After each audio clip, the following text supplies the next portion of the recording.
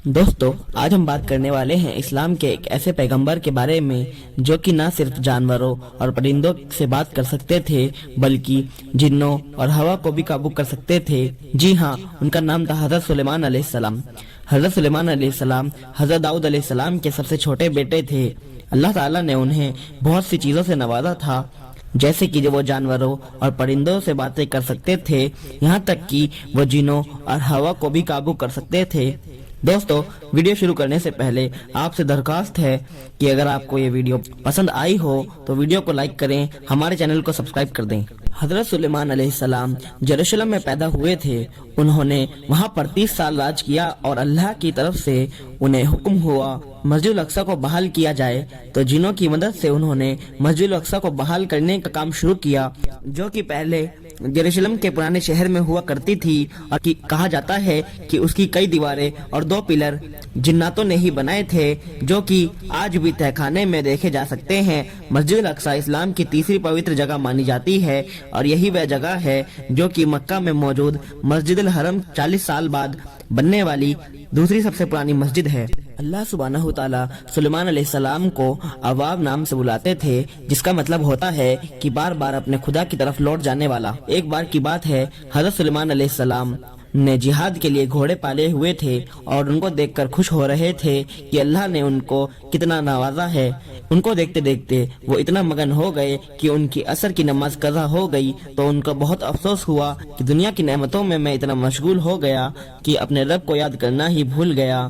तो उन्होंने सारे घोड़े ज़िबा करा दिए, लेकिन फिर उनको एहसास हुआ कि जिहाद के लिए घोड़े चाहिए। तो फिर उन्होंने अल्लाह ताला से दुआ की कि ए अल्लाह, मुझे ऐसी हुकूमत दे दे कि मैं इन असबाब और वसैल का मोहताज ना रहूं, ताकि मैं तेरी इबादत कर सकूं। और उन्होंने अल्लाह से दुआ मांगी, अल्लाह मुझे ऐसी बादशाहत दे कि इसके बाद किसी के पास ऐसी बादशाहत ना हो। तो अल्लाह ताला ने उनकी दुआ कबूल फरमाई और जिन्नों और हवाओं को उनके ताबे बना दिया और उनकी बादशाही के इतने चर्चे हुए कि कायनात में ना तो कोई ऐसा आया, ना तो कयामत तक ऐसा कोई पैदा होगा। तमाम आसमानी किताबों में उनको किंग सोलोमन के नाम से भी जाना जाता है। सुलेमान अलैहिस्सलाम का जो तख्त था वह हवा से चलता था और यहाँ तक कि जिन्नों को ताबे बना दिया था, जो कि समुद्रों में गोता लगाते और हीरे जवाहरात निकाल कर लाते थे और बड़ी बड़ी इमारतें तामीर करते थे। माना जाता है कि मिस्र में पिरामिड भी उनकी मदद से ही बनाए गए हैं, क्योंकि उस वक्त ऐसी कोई भी तकनीक मौजूद ना थी जो पहाड़ों पर इतने बड़े पत्थर ले जा सके। इतने बड़े पत्थर उठा के ले जाना पहाड़ की चोटी पर उस वक्त मुमकिन ना था। दोस्तों, एक बार हजरत सुलेमान अलैहिस्सलाम मजलिस में थे।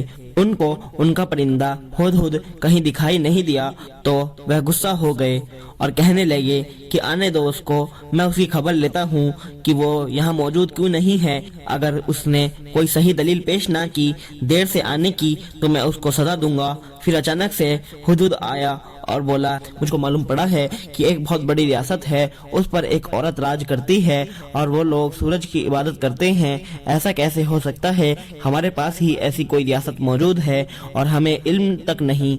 और मैं बड़ा हैरान हुआ कि यह लोग सूरज की इबादत करते हैं, तो मैं यही पता करने गया था। हज़रत सुलेमान अलैहिस्सलाम ने वहाँ की मलिका सबा को खत भेजा और उसमें लिखा कि यह खत सुलेमान की तरफ से है। बिस्मिल्लाहिर्रहमानिर्रहीम। शुरू करते हैं अल्लाह के नाम से जो बड़ा मेहरबान और रहम वाला है। सरकशी मत करो, हमारे इस्लाम की दावत कबूल करो और सबके सब बंदे बन के चले आओ। तो मलिका सबा ने अपनी रियासत के बड़े बड़े लोगों को बुलाया और उनसे कहा कि मेरे पास एक बहुत इज्जत वाला खत आया है, उसमें इस्लाम की दावत आई है। उनसे मशवरा किया। कहा जाता है कि मलिका सबा बहुत ज़हीन थी। उनके लोगों ने कहा कि हमारे पास बहुत सारी फौज है और हम लड़ने से नहीं डरते हैं, एक और जंग सही, लेकिन आखिरी फैसला आपका ही है। जो करना चाहती हैं वो कर सकती हैं। तो मलिका सबा ने कहा, कोई भी फैसला लेने से पहले मैं उनका इम्तिहान लूंगी कि वह सच में ये अल्लाह ताला की तरफ से भेजे हुए पैगंबर हैं या कोई तख्त के नशे में चूर बादशाह जो कि सिर्फ हमारी हुकूमत पर राज करना चाहता है। और अगर वाकई में ये पैगंबर हैं तो उनसे लड़ने का कोई फायदा नहीं है, और अगर यह लालची शख्स निकला तो हम बुज़दिल नहीं, हम इनसे जंग करेंगे। उन्होंने इम्तिहान लेने के लिए हजरत सुलेमान अलैहिस्सलाम को बहुत से हदिये पेश किए। हजरत सुलेमान अलैहिस्सलाम बोले, तुम पैसे के दम पर हमें खुश करना चाहते हो جتنا اللہ تعالیٰ نے ہمیں بخشا ہے ایسا تم نے کبھی خواب میں بھی نہیں دیکھا ہوگا۔ اور انہوں نے اس قاصد کو واپس بھیجا اور اس سے کہا جا کر کہو کہ اب کی بار خط نہیں لشکر آئے گا۔ جب وہ قاصد ملکہ سبا کے پاس پہنچا تو ملکہ سبا کو یہ پتہ لگ گیا کہ وہ شخص کوئی لالچی نہیں بلکہ اصل میں اللہ کی طرف سے بھیجا ہوا ایک پیغمبر ہے۔ تو ملکہ سبا اپنے لوگوں کو لے کر حضرت سلیمان علیہ السلام کی طرف نکلی۔ جب حضرت سلیمان علیہ السلام کو یہ معلوم ہوا انہوں نے ان کو معجزہ دکھانے کے لیے ان کا تخت وہاں منگایا۔ انہوں نے کہا کہ ملکہ سبا کا تخت یہاں کون لے کر آئے گا؟ تو ایک بزرگ اٹھے اور بولے کہ آپ کے پلک جھپکتے ہی ان کا تخت یہاں موجود ہوگا۔ جب ملکہ سبا وہاں پہنچی تو اپنا تخت دیکھ کر حیران ہو گئی۔ ایسے کافی سارے معجزے دیکھ کر انہوں نے اسلام قبول کر لیا۔ دوستو، میں آپ کو حضرت سلیمان علیہ السلام کا ایک اور واقعہ بتاتا ہوں۔ ایک بار کی بات ہے، حضرت سلیمان علیہ السلام نے اللہ تعالیٰ سے کہا تو نے مجھے اتنی بڑی حکومت دی ہے، میں چاہتا ہوں ایک بار میں تیری ساری مخلوق کی 1 سال تک دعوت کروں۔ اللہ تعالیٰ نے فرمایا کہ اے سلیمان یہ تیرا کام نہیں ہے۔ انہوں نے کہا کہ چلو 1 مہینہ۔ اللہ تعالیٰ نے پھر فرمایا سلیمان یہ تیرا کام نہیں ہے۔ وہ پھر بولے کہ اللہ تعالیٰ 1 دن۔ پھر اللہ تعالیٰ نے بولا کہ سلیمان یہ تیرے بس کی بات نہیں ہے۔ پھر دوبارہ درخواست ہوئی تو کہا کہ ٹھیک ہے۔ یہ سنتے ہی سلیمان علیہ السلام بہت خوش ہوئے۔ انہوں نے کھانے تیار کرائے اور ہوا کو حکم دیا کہ ٹھنڈی ہو کے چل تاکہ کھانے خراب نہ ہو، اور ان کو حکم دیا۔ اتنا لمبا دسترخوان لگا کہ ایک کونے سے چلنا شروع ہو تو دوسرے کونے تک پہنچنے میں 1 مہینہ لگ جائے۔ جب کھانا تیار ہو گیا تو سلیمان علیہ السلام نے بولا کہ کھانا تیار ہے۔ تو اللہ نے پوچھا کہ کس کو پہلے کھلانا ہے، زمین والوں کو یا پانی والوں کو؟ انہوں نے کہا کہ اللہ پہلے پانی والوں کو کھلا دیتا ہوں پھر زمین والوں کو کھلا دوں گا۔ اللہ نے کہا ٹھیک ہے۔